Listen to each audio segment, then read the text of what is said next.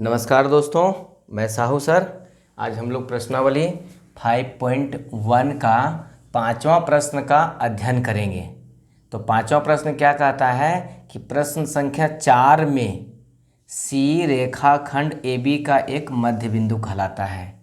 यही प्रश्न है चौथा कि यदि दो बिंदुओं ए और बी के बीच एक बिंदु सी ऐसा स्थित है कि ए सी बराबर बी सी है। तो चलिए चौथा प्रश्न हम लोग साबित कर चुके हैं। ए बी इसका मध्य बिंदु क्या है, ये सी है।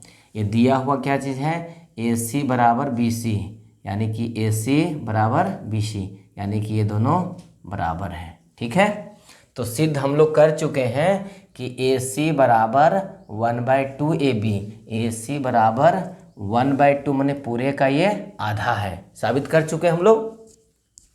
तो साबित हम लोग को क्या करना है कि ए बी का एक मध्य बिंदु कहलाता है, ये चौथा से रिलेटेड है।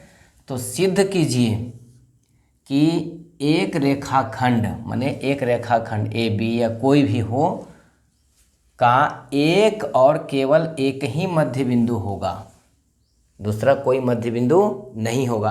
कहने का तात्पर्य क्या हुआ कि जैसे ए बी हमारा रेखाखंड है, तो इसका एक ही बिंदु जो मध्य बिंदु होगा वो सी ही होगा, दूसरा नहीं हो सकता है।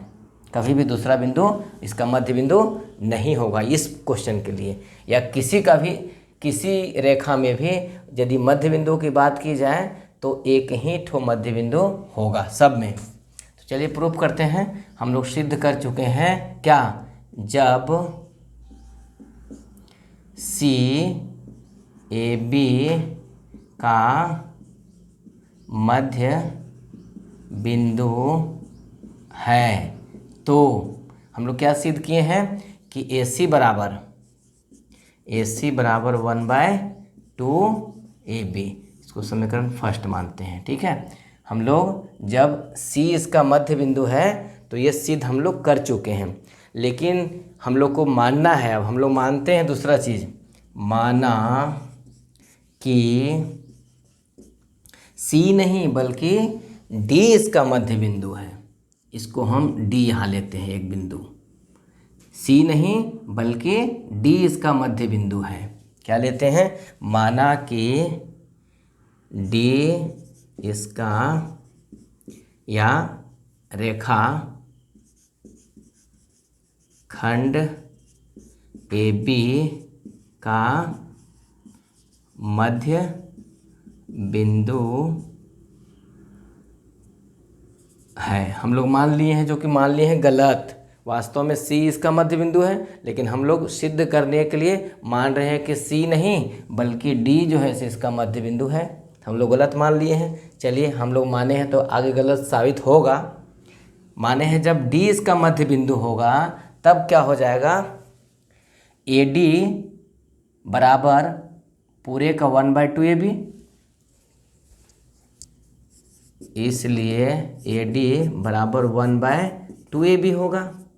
इस समीकरण सेकेंड, जब ये इसका मध्य बिंदु है तो यानी कि यहाँ से लेकर ये और यहाँ से लेकर ये दोनों बराबर होगा। तो जब ये मध्य बिंदु है तो इसका मतलब हुआ कि ए सी बराबर लिखना चाहें तो ये पूरा का आधा लिख सकते हैं। पूरा क्या है हमारा, ए बी है, इसलिए पूरा का आधा लिखें। ठीक है, अब समीकरण फर्स्ट एंड सेकेंड से, समीकरण फर्स्ट एंड सेकेंड से क्या देखते हैं समीकरण फर्स्ट सेकेंड में कि दाहिना पक्ष देखिए 1/2 ए बी और दाहिना पक्ष इसका भी 1/2 ए बी, दाहिना पक्ष बराबर है। तो जब दाहिना पक्ष बराबर है तो बायां पक्ष भी बराबर होगा, इसलिए क्या हो जाएगा, ए सी बराबर ए डी हो जाएगा। इसको मानते हैं समीकरण हम लोग थर्ड, बराबर हो जाएगा।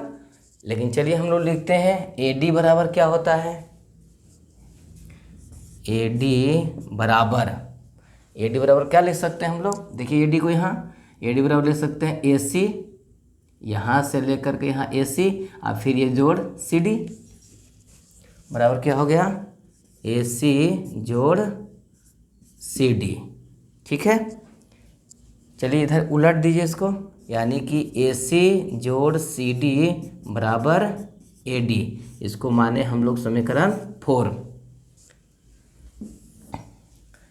समीकरण 3 एंड 4 से क्या देखते हैं, 3 4 में देखिए, 3 में क्या है, AC बराबर AD, और यहाँ क्या है, AC बराबर AD बराबर क्या लिखा हुआ है, AC प्लस CD।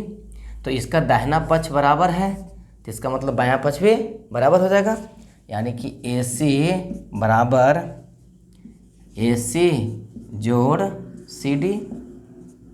AC से AC कट गया तो क्या बचा, CD बराबर 0 बच गया। CD बराबर क्या बच गया, 0।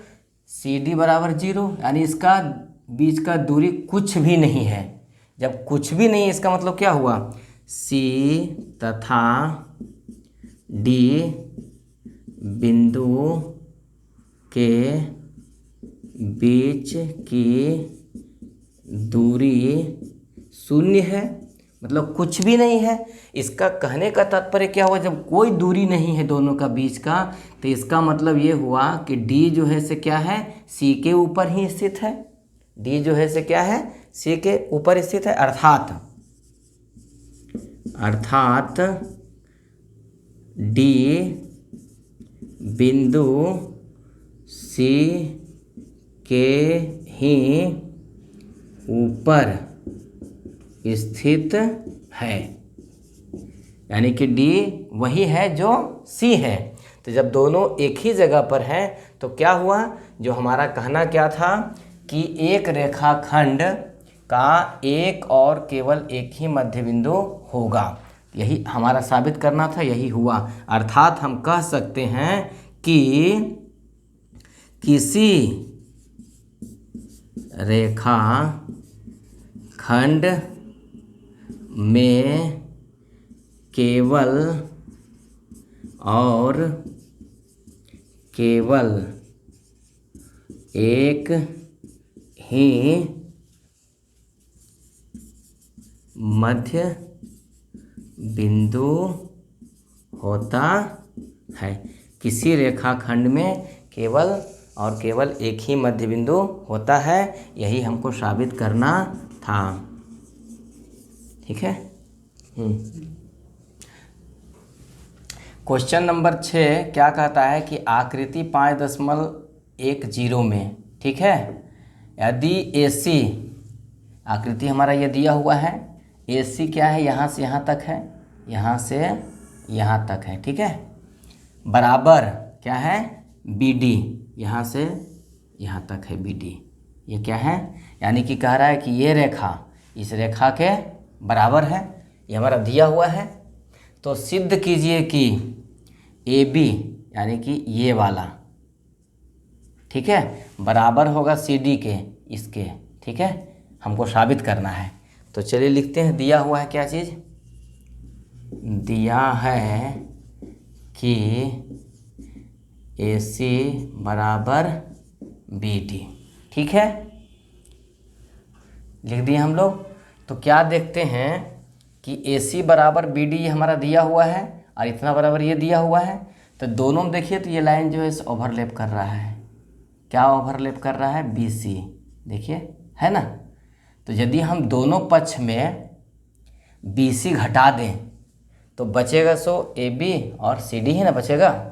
तो लिखते हैं, दोनों पक्षों में BC घटाने पर, चलिए घटाते हैं, AC में माइनस करेंगे BC और BD में भी माइनस करेंगे BC। चलिए AC में माइनस कर दिया BC, बचा क्या चीज़, AB बराबर, अब क्या किए, BD में माइनस कर दिए BC, बचा क्या, CD। यही तो प्रूफ करना था हम लोग को, AB बराबर CD, ठीक है। 7वां नंबर क्वेश्चन जो है वह अभिगृहित हम लोग पढ़ चुके हैं, 5 से रिलेटेड है, जो कि जिसका अध्ययन हम लोग कर चुके हैं। और इस तरह से ये पार्ट समाप्त हो गया। और 5.2 में भी जो है से अभिगृहित का चर्चा किया गया है, जो कि कुछ भी दिक्कत नहीं है, उसके बारे में हम पिछला वीडियो में पढ़ा चुके हैं। और इस तरह से 5.2 भी ख़त्म हो जाता है। धन्यवाद।